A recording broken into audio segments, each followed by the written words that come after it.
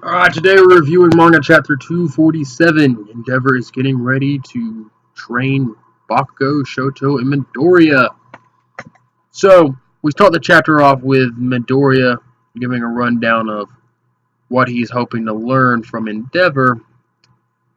And Endeavor pretty quickly picks up on the fact that Midoriya has super strength and makes a comparison between his quirk and All Might's, but I don't think he's caught on to what Bakugo did, that All Might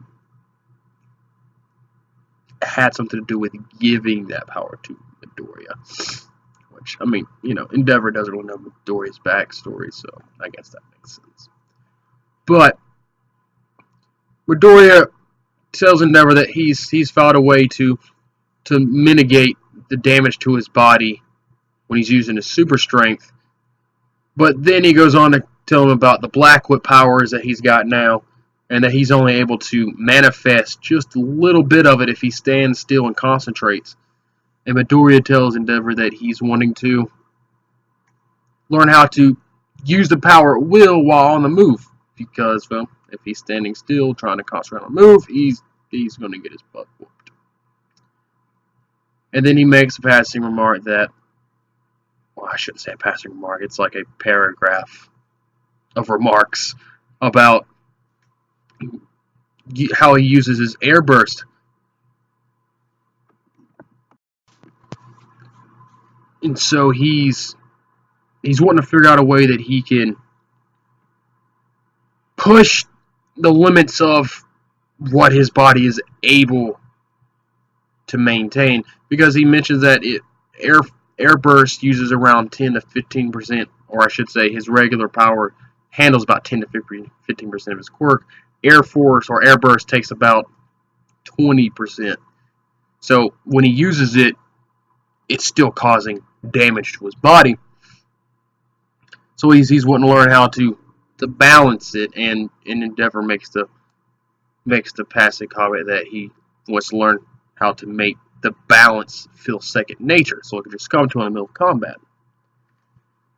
So Endeavor agrees that he'll try to help him with that. He asks Bakugo, I think it's finally starting to show some character development for Bakugo, where Bakugo said he flat out just tells Endeavor, I want to be better than number one, but I just recently found out that even though I have a great quirk that's super powerful, I need more than that to become the best. And I think that's a big step up from what Bakugo has been in the past, where he's just all power and in your face about everything. So it's really good to see that Bakugo is starting to come to terms with the fact that he needs to learn more about fighting in the realm of professional heroes than just being super strong. Then we go over to Shoto, and Shoto just lays it down for his dad. Just in front of everybody, there is like, nah, man, screw you. Like, I can't forgive what you did to me and my mother. Is like, you abused us, and just so I would learn how to use my firepower. And he's like, I want to learn how to use my ice powers too, and I'm coming here as a prospective hero and not your son. And man, Endeavor's gonna feel that one in the morning, but he needs to hear it, because I think that's what's really gonna drive home the character development for Endeavor. And it shows that Shoto is no longer taking a back seat to his dad. He's going to take things into his own hands to ensure that he can become a good hero.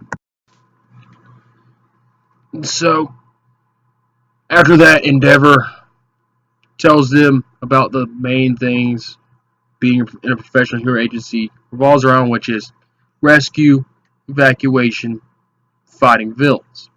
And he mentions that most agencies focus on one or two things, but they focus on all three, which is why they're the best in the city.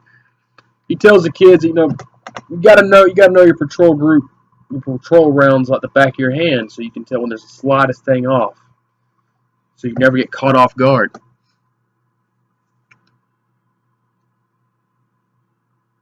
And so he is now officially taking them on as students. And then he leaves the chapter off by saying, just once, I want you to beat a villain faster than me. Oh, I don't know. I mean, all three of the, it's probably going to be Horikoshi setting up a way for them to figure out to work together. And we all know that that just means finding a way for Bakugo to get the stick out of his ass long enough to fight with Midoriya and Todoroki. Um, that's the only way I could see them being able to defeat a villain, even low tier, faster than Endeavor. And even then, I think it'll be because Endeavor is holding back. Because if Endeavor, I don't see Endeavor going all out, and the kids even having the slightest chance of taking the W against whoever they're facing. It just wouldn't make any sense. So I think Endeavor's going to put on a good show, make it look like he's doing it, and watch the other three learn how to work together to defeat an enemy. And then we're going to move into some kind of training arc again, or he's going to use this time with them fighting lower level villains as the training in order for Midoriya to learn how to better channel his new quirks, and for Bakugo to learn more about fighting in general, besides just relying on his one quirk, to learn how to utilize it better, and for Shoto to be able to use his ice powers more than instead of just relying on flash fire.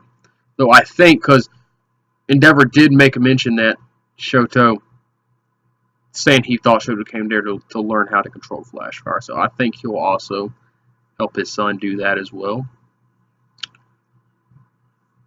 But I mean, all in all, slow chapter, a lot of exposition, mainly from Midoriya.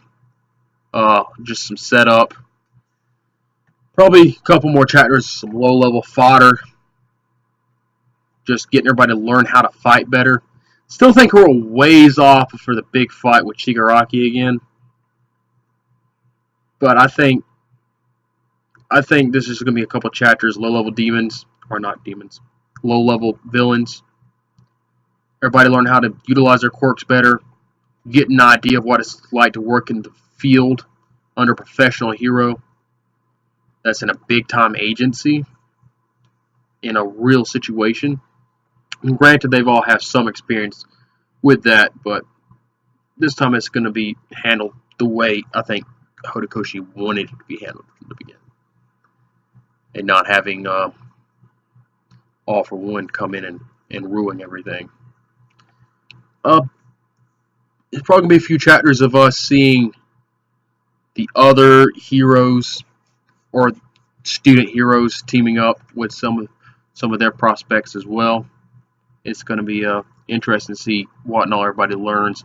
I'm really interested to see what Tokiyami is able to obtain. Depending, I mean, I've mentioned this before, but I just don't see a time skip incoming anytime soon. But I think this is probably going to be a bit of a setup for when a time skip does happen. We're going to get to see more people developing different quirks. Like, we've seen it's possible with Shoto, and then with Midoriya getting a quirk passed down that had multiple quirks in it, he's able to tap into those other quirks as well. Maybe at some point, the other students will be able to tap into the other quirks of their other parents. Because if they don't have some kind of power boost like that, I see no way how they're going to be able to handle the fight they've got coming. We've only got 4 months before the Liberation Army strikes, and they are in no way ready to throw down. So we'll see what's coming. So like I said, just more training. I don't expect nothing too big to happen for a few more chapters. We'll get set up, and then we'll have some really big, probably sub-villain come in to kind of test the waters after that. And then we're probably going to set up for the time skip. That's all I got for this one.